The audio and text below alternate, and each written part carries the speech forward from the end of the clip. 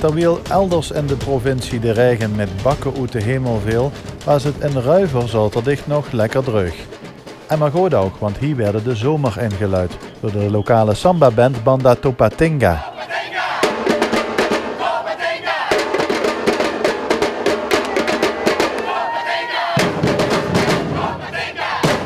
Die hebben een concert georganiseerd en dat deden ze onder de parachute midden op een meer in Ruiver.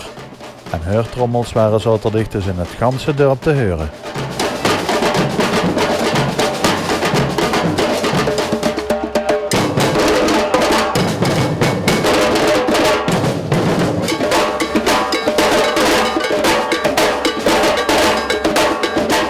Heb je het gemist afgelopen Zoterdich?